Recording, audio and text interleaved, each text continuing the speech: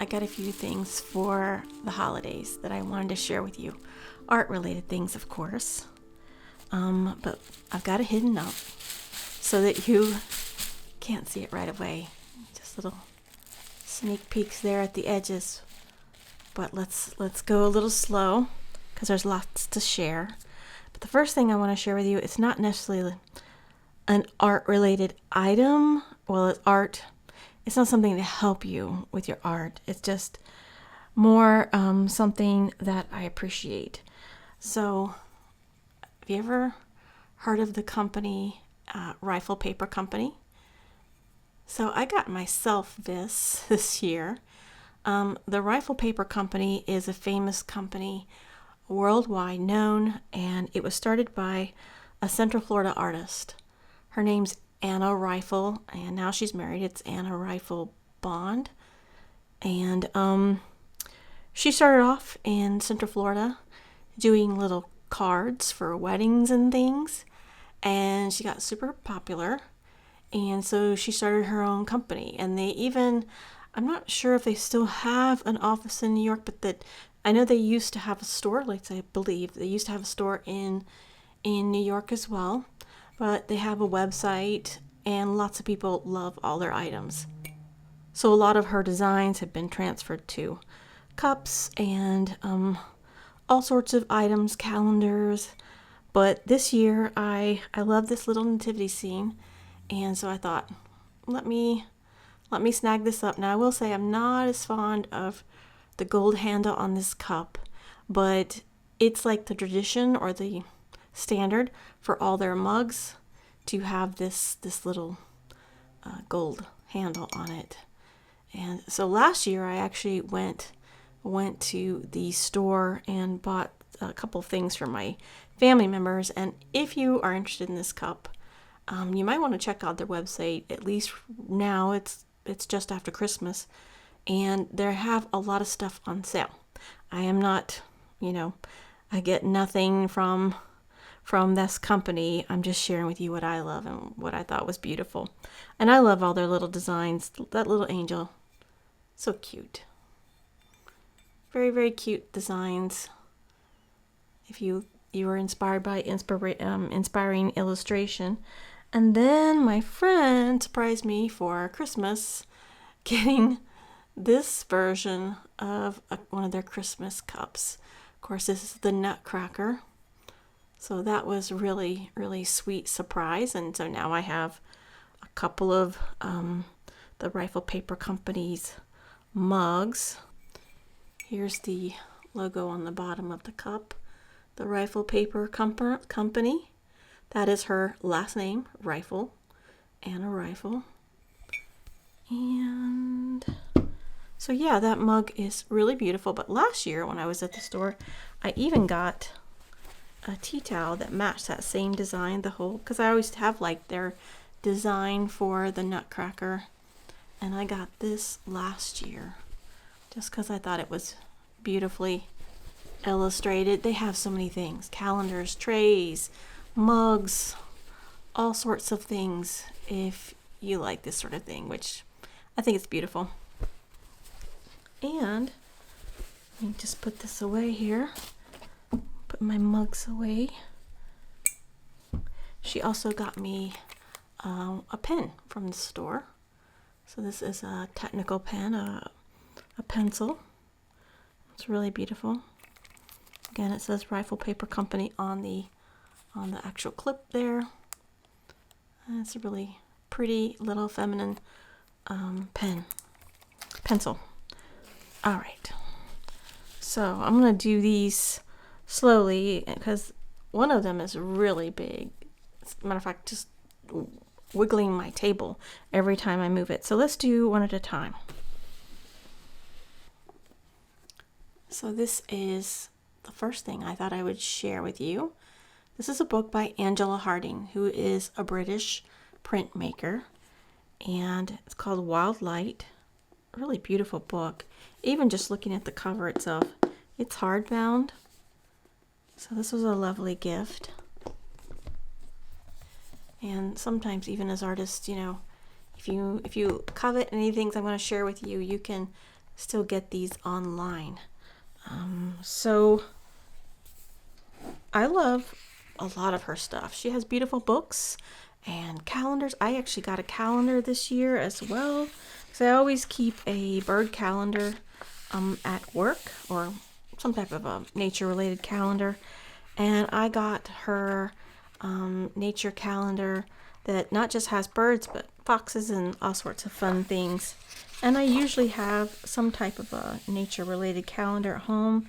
In the past, if you know the artist Janine, I've had her calendars for several years, but I decided to switch it up this year and get Angela Harding's calendar.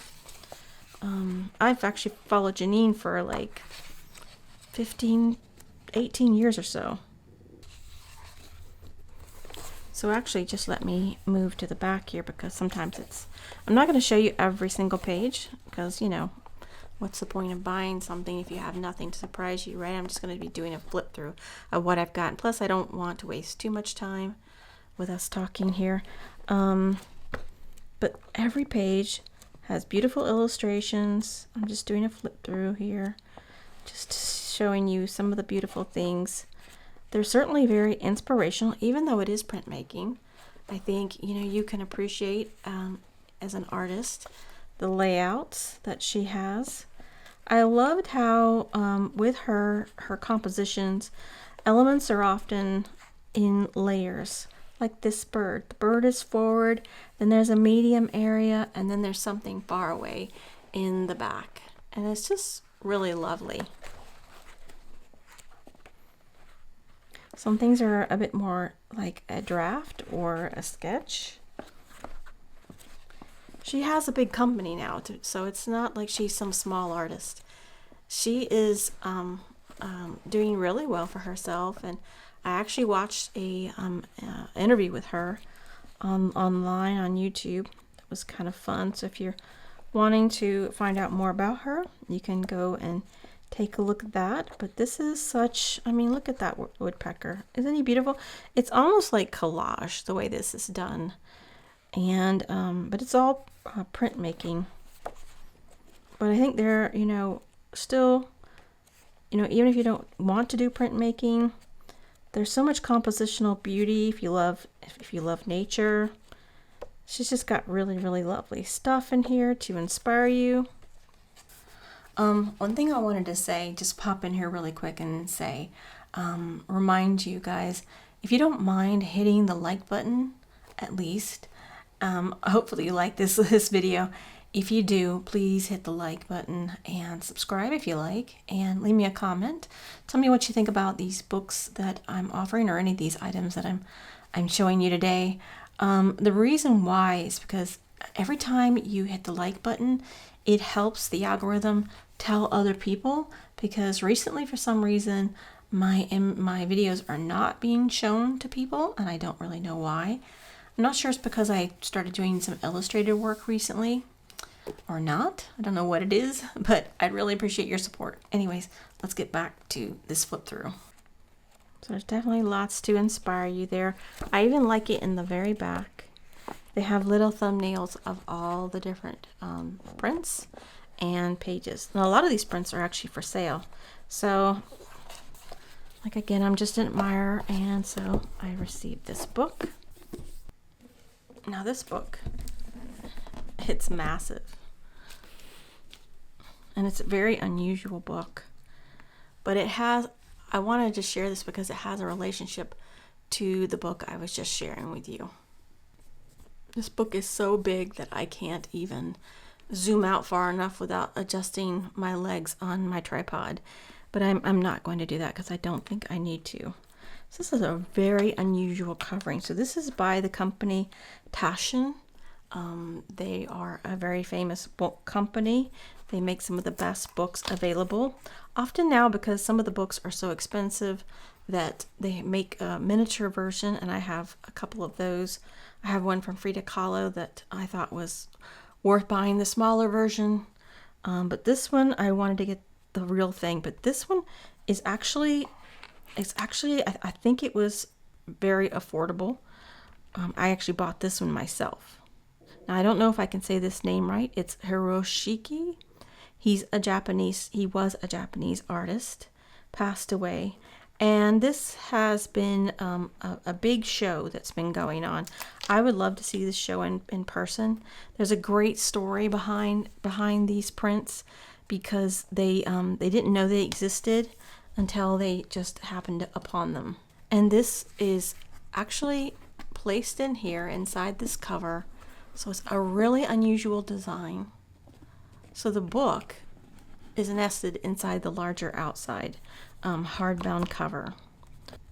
But the reason why this is bound this way is because this is the old traditional way of binding Asian books. I know in Korea they used to bind books like this, and clearly this was still a true going on. Probably very much shared information, seeing that Japan and Korea are so close with this particular stitching, and that's the way they bound this book. So it's a book that I have to be very careful with, but I love the designs in here. Even if you don't like Japanese art, I think this particular illustrator has just really amazing work.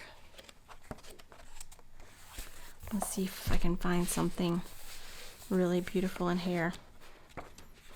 What I love, let's take a look at this one, is again, just like I was just sharing with you in the Angela Harding book, there's layers. So look at this tree. This tree you're right here.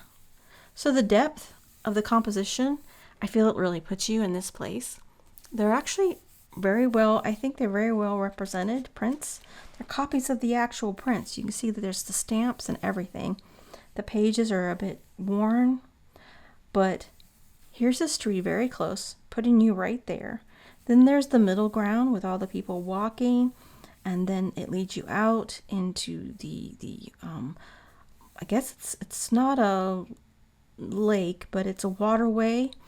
Then takes you out further into the ocean and for islands in the distance, and the details on the peonies, and I think, let's see, those are they cherry blossoms? I think they're cherry blossoms. But I love the depth that he has, and he seems to do this a lot with his work. See, here's another tree really super close to you, and then there's middle ground and depth. So much stuff to look at. The people in the distance. It's really beautiful, and that's what drew me to buy this. Here you're even invited to sit in a swing, and it tells you about each of these prints, and it's got it in different languages too. So this first line here is English. This is Plum Orchard in Kamada.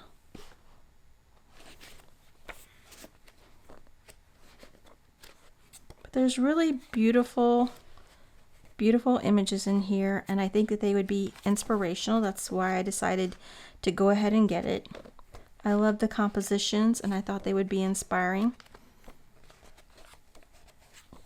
Just like the way I thought Angela's book was inspiring. It's a little bit a larger book, so sometimes larger books can be a little bit more complex to look at. I like this. Look, here's a landing crane in the foreground, middle ground, far distance. Just so many layers and beautiful colors. Look at the cat sitting at the window with the landscape and all the people in the distance and the birds.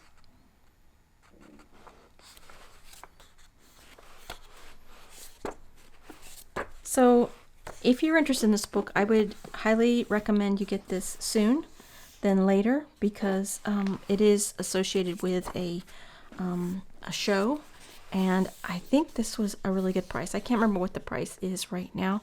Of course, I might have been able to catch it on sale, but again, looking for the one that has this particular cover on it, it does seem a little bit confusing, and I'll try to put a link to this particular one if I can find it in the information that goes with the actual video.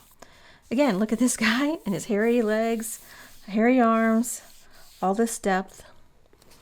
Anyways, I thought it was really pretty, very inspiring. A lot of Asian art is very pretty. even if you don't like the Asian, if you're not drawn to the Asian culture, I think that you can admire this from the standpoint of just the design, the composition, the colors. Again, some of the compositions are so non-standard, like this flag right in the middle. This is non-standard composition, but still, it all works. Anyways, I thought it was beautiful. I mean, look at this windsock. This windsock's right here up on you, right with you. You're on a balcony or something here. Then there's all the middle ground, the distance, the mountains, all the atmosphere, the beautiful transitions. These were all, I believe, wood blocks. But yeah, they didn't know that they had, I can't remember which museum had them. They had been gifted. The original prints had been gifted to the museum, and they had been forgotten. And then within the past, I don't know if it was the past few years or the past decade, they found them. They brought them out, and they decided to do a show. And it's got a beautiful story along with it. Anyways, I feel very happy that I got a chance to get this, even though it's not really standard to everything else that I have. But anyways, I thought I'd share that as well. Beautiful cover, right? I love this screen.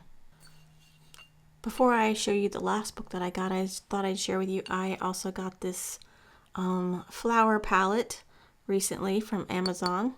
I thought it would be nice just to do small wells, especially for watercolors. I've also got another one that's tiny with tinier little wells in it that I hope will be helpful. I also bought a stack of, and I've got about 8 of these little trays, these little ceramic,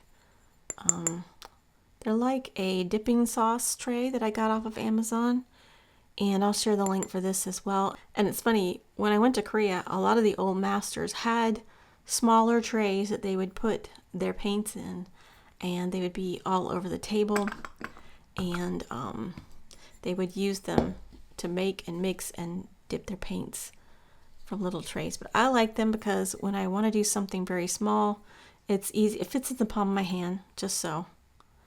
So even if you don't want to get a fancy type of a palette, these really work very well. And I like the design of it. It's sloped, so it's not too, because I do have some palettes where it's too angled. And this one might be slightly too angled, but it's nice to have this curving slope so that the paint doesn't get caught anywhere and you can just easily pick it up. The final book that I want to share with you is this book on Beatrix Potter that I got for the holidays. If you know who Beatrix Potter is, I think most of you should. If you don't, for some reason, she wrote all the children's story back in the 1800s, published in England on Peter Rabbit, and a whole slew of children's books.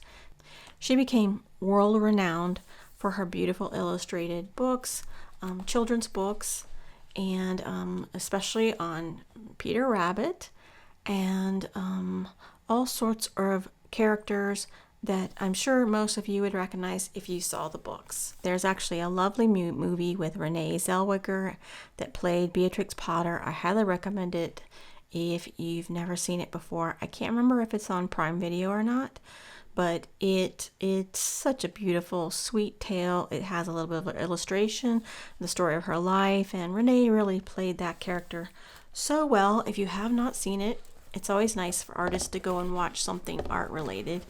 But she was a really wonderful artist. Of course, there were the characters that she made for her books. The kittens. Tom Kitten is one of the ones you might recognize. Certainly Jemima Puddle Duck. She's so cute. She did all kinds of rabbits, but look at that. It's just so cute. Squirrel Nutkin. Oh my gosh. Can an illustration get any cuter than that one right there? He's so cute. And I love the colors of the landscape. If nothing, you can appreciate how great she was as an artist. But most famous is Peter Rabbit himself. But there's all kinds of lovely illustrations and drawings that she did, landscapes, photographs of her life. Sorry if this book is squeaking too much. And she was well known for painting later in life and preserving. She did a lot of land preservation in the Lake District. Look at these watercolors. So beautiful. Cute little drawings and letters that she wrote to people. It's really just, look at that. That is a gorgeous little landscape right there. Little night scene. She even has a drawing in here of Hilltop, was where she lived later in life. You can actually go visit this place now. It's still available to go see. All kinds of items have been, oh my gosh. The estate probably has made, she didn't have children. So I think there's just a foundation, and so many items have been made over the years, all kinds of cups, and it's kind of like Angela Harding, but yet much more of a bigger scope of her fame. All the items, merchandise that was made because of her. But there's so many cute little drawings and sketches and landscapes.